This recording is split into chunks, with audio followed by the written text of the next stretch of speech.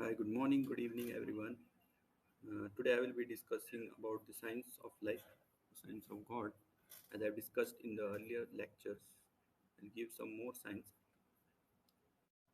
And let me begin with the biggest sign, the universe, the multiverse that we see around us is created by a single creator.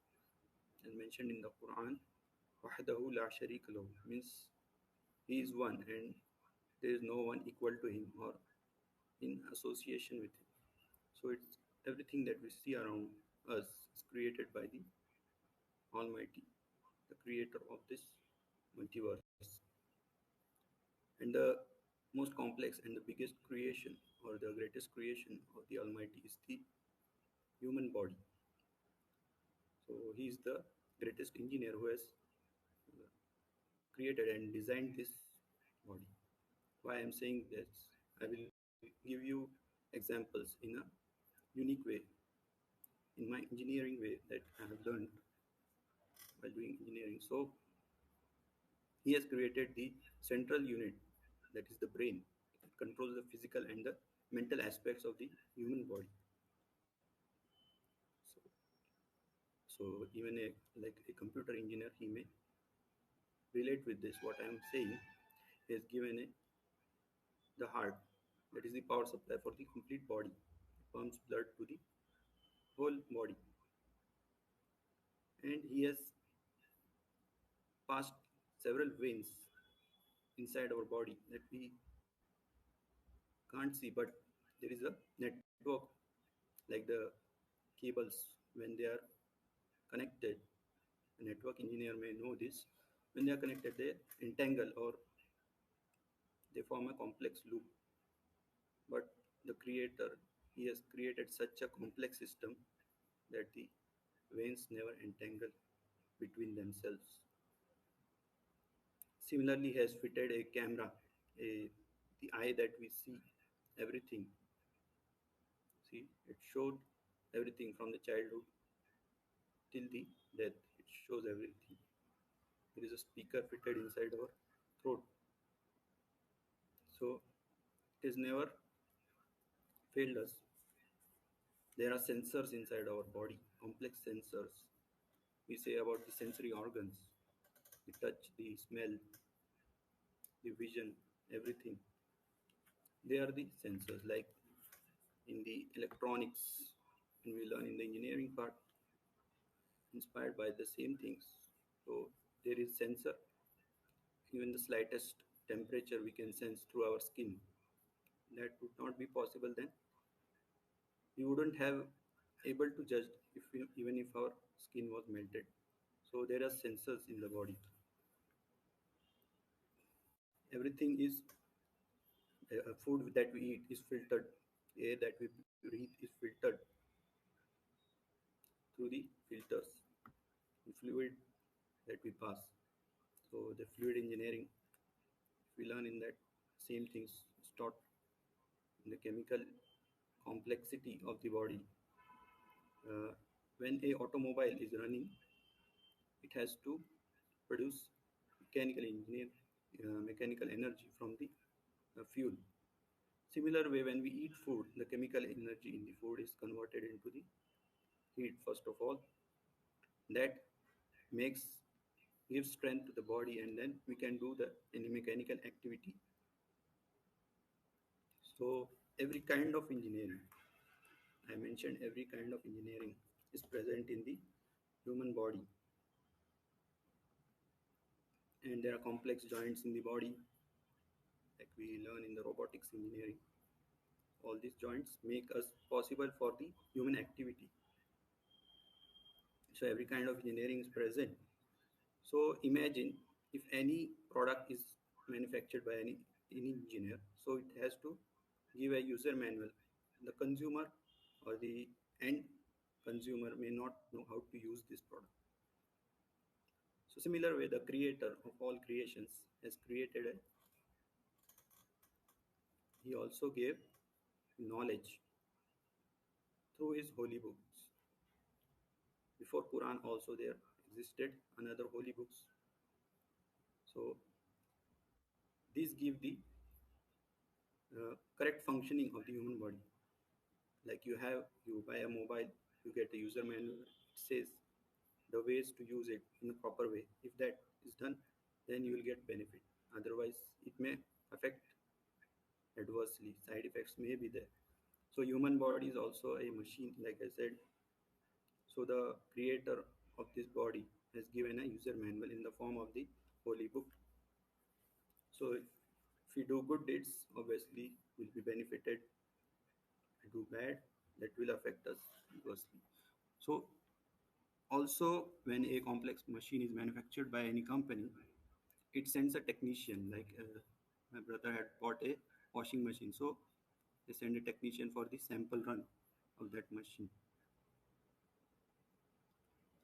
Similar way, God has sent number of prophets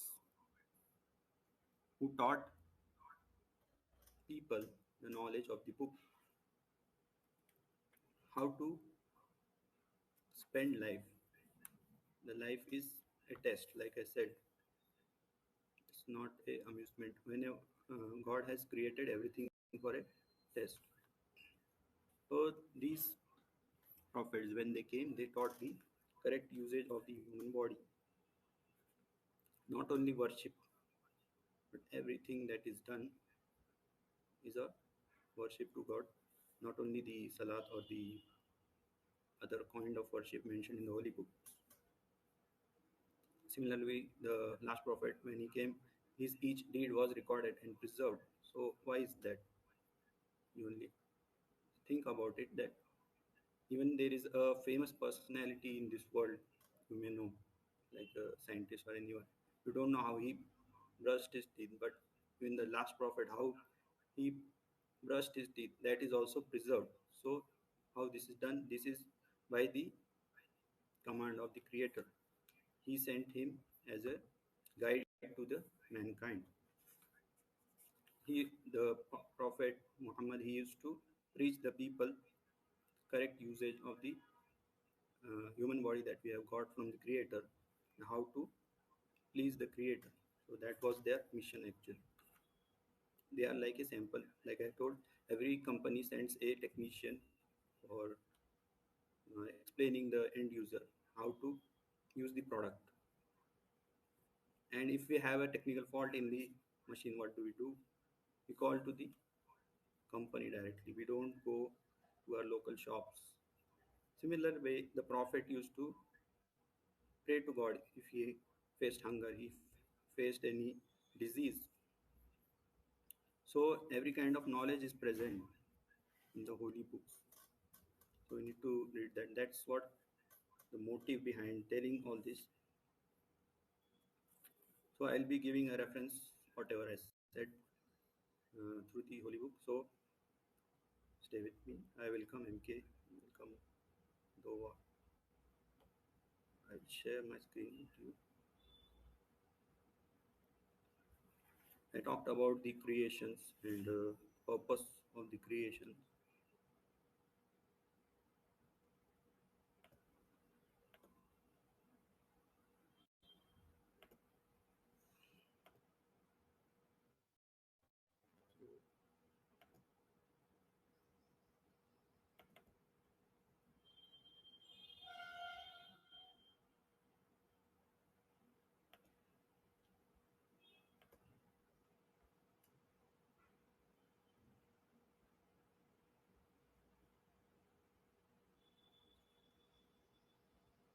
So in the English, I will be reading that same thing.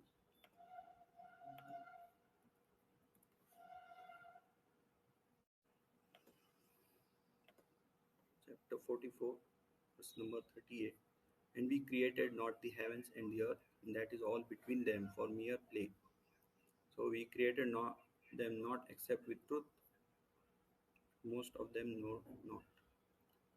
So everything that is created is for a purpose, and that will be judged. The day of judgment is the time appointed for all them. Like I said, everything is preserved. If it was not to be judged, why has God preserved everything related to the prophets and their teachings? That is the thing we need to understand. And one more verse I will give, which is very related to this. chapter 51, verse number 56. And I created not the jinn and mankind except that they should worship me alone. So this is the purpose, like I said. And verse 57, I seek not any provision from them, nor do I ask that they should feed me. So if he has created, obviously he will provide provision like any creation, not only the humans. So here it is talking about the jinn and the mankind, two form of creations. Very Allah is all provider, owner of the power, the most strong.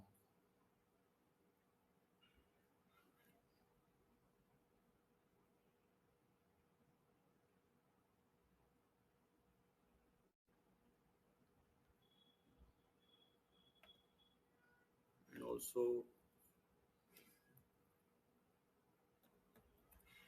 I talked about the ways of the prophet.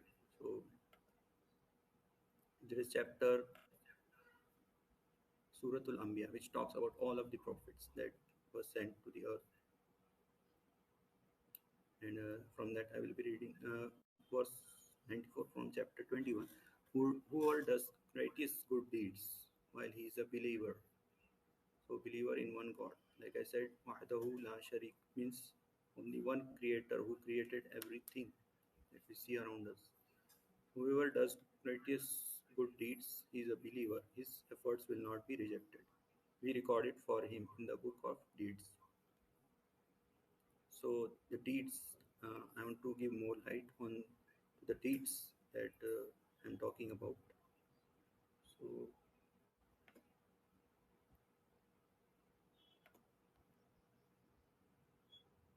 I'll give an example, real life example. Whenever a company or a firm hires people from different walks of life, different communities, it has to give a uh, benefit plan for them.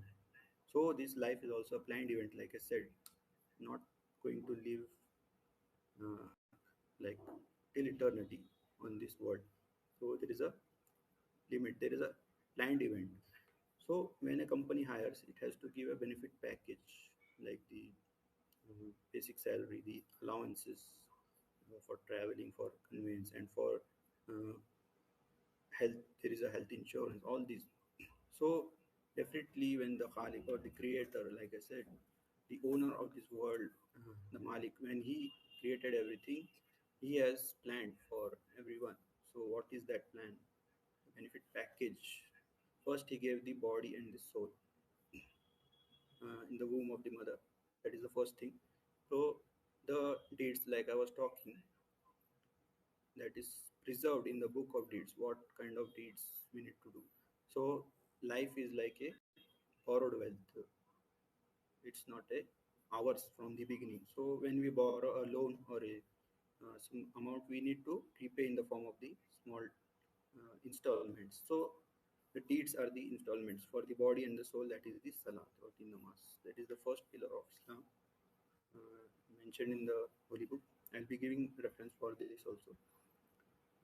So the second thing we got is food and water. When we are in the womb of the mother, we didn't have to earn and do anything from our own. So he fed us so that the repayment in the form of the deed is the fasting of the month of Ramadan.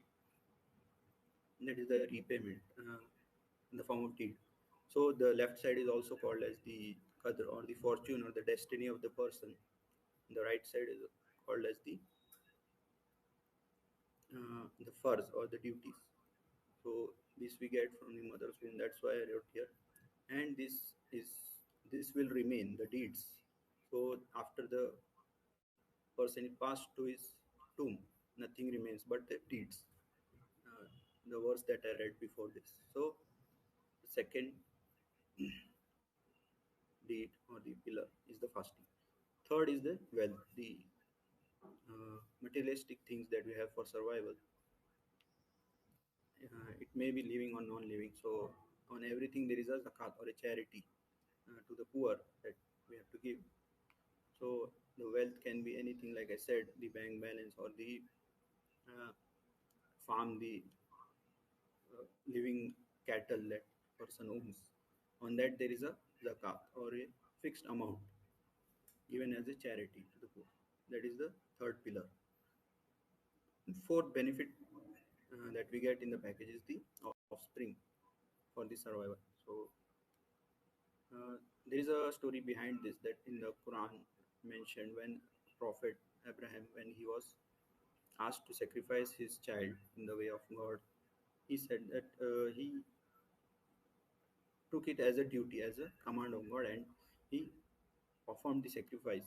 So when the son Ismail he was sacrificed, the father Abraham he was blindfolded, so he could not see when the command of God was that instead of the child, the animal should be sacrificed. So this was made as a sign to offer as a sacrifice as a command of God as a duty. So the sacrificial animal. This was at the time of the Abraham. This was not known to the people, but when Prophet Muhammad he came to this earth, it was revealed in the Quran. So this should be the duty of a believer to offer a sacrificial animal. The fourth pillar, like I said, and the fifth and the final one is the Shahadat. La ilaha illallah literally means that you agree to the benefits that you have got is from God, all the things, and you agree to the duties. That is the meaning of La ilaha illallah. It's the contract, like I said, the employer and the employee. I gave the example for the same reason. So the Shahadat is the contract or the agreement or a covenant of God. So for this, there is a verse I would like to wind up with that before ending this stream. So the verse of the Quran that explained this in a short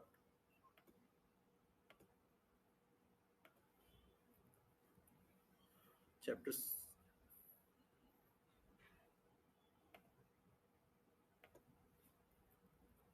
chapter 6 verse number 151 explained it.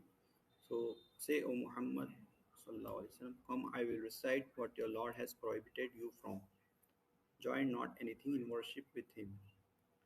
Be good and dutiful to your parents, kill not your children because of poverty. We provide sustenance for you and for them. Come not. So the sustenance part, like I explained in this sustenance part, is this body, soul, food, water, health, and offspring. And the worship part, the other part, join not anything in worship with him, is the second part, the right side. Salat, fasting, zakat, and the sacrifices. That also includes the uh, sacrifices made in the month of Hajj. So, come not near to the al fawahish means the sins. So, all the deeds that I mentioned are like a healing to the soul, and when a doctor advises on some medicine, it also gives some things to refrain from, some eatables, even though they are good. So, this may be, sins may be, uh, people may not find it like a sin, but to refrain, to for the worship to be accepted, sins are to be come not near to the sins, whether committed openly or secretly, and kill not anyone whom Allah has forbidden except for a just cause. This has been commanded to you that you may understand. So, with that, I will be saying goodbye to you. Thank you for being with me and listening patiently.